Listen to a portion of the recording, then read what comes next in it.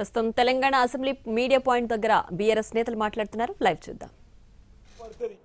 అలాంటి హైదరాబాద్ నగరాన్ని పూర్తిగా విస్మరించింది ఈ ప్రభుత్వం ఈ బడ్జెట్లో.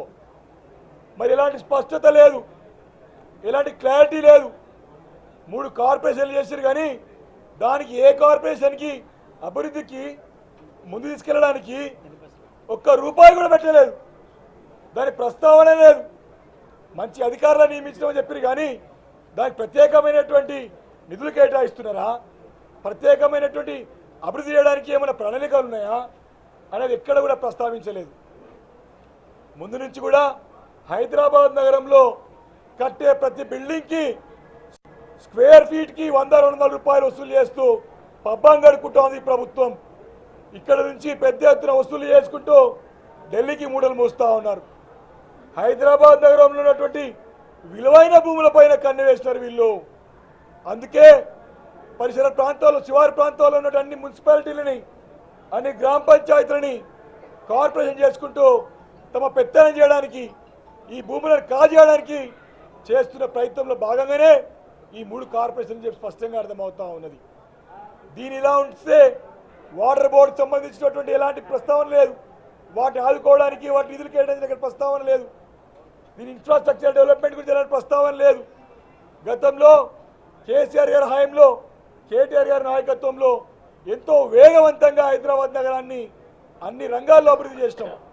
ఇన్ఫ్రాస్ట్రక్చర్ డెవలప్మెంట్లో గతంలో ప్రారంభించిన పనులు కొనసాగుతున్నాయి తప్ప ఒక్కటంటే ఒక కొత్త పని కూడా ప్రారంభం చేయకపోగా బడ్జెట్లో పూర్తిగా విస్మరిస్తూ ఉన్నది.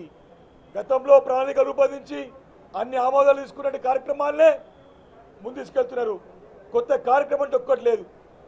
ఈ హైదరాబాద్ నగరంలో ఎక్కువ శాతం తెలంగాణ వ్యాప్తంలో నుండి ప్రతి ఒక్కరు కూడా ఇక్కడ ఉంటారు, నివసిస్తారు. దాదాపు అంటే వారిచ్చినటువంటి ప్రణాళిక ప్రకారమే 53% తెలంగాణ జనాభా హైదరాబాద్ నగరం ఉంటారని చెప్పారు. ఇంత పెద్ద నగరానికి ఒక రూపాయి బడ్జెట్లో కేటాయించకపోగా ఇక్కడ నుంచి దోచుకోవడానికి ప్రయత్నం చేస్తూ ఉన్నారు. డబుల్ బెడ్రూమ్ ఇళ్ళ మీద మీరు ఆవాకులు చవాకులు పలికిన రోజు ఈరోజు 2,000 సంవత్సరాలుగా వస్తూ ఉంది. ఒక్కటంటే ఒక్క ఇల్లు హైదరాబాద్ నగరంలో కట్టినా అని ప్రశ్నిస్తే ఈ బడ్జెట్లో మరి పెడతారేమనుకుంటే హైదరాబాద్ నగరంలో డబుల్ బెడ్రూమ్ ఇంటి చూడే ఎక్కడ ప్రస్తావన లేదు.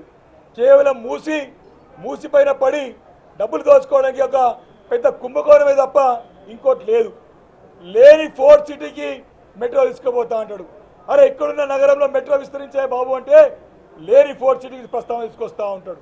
ఒక ఇల్లు లేదు, ఒక మనిషి లేడు అక్కడ అండర్ గ్రౌండ్ కేబుల్ వేస్తా అంటాడు, అక్కడ డ్రైనేజ్ వేస్తా అంటాడు. అది కేటాయించింది తీసుకొచ్చింది ఫార్మాసిటీ గురించి కేసీఆర్ గారు. ఆ భూములపైనే పుట్నాలు పల్లీలు లేక అక్కడ ల్యాండ్ పంచుతావు, రియల్ ఎస్టేట్ దందా వేసుకుంటావు.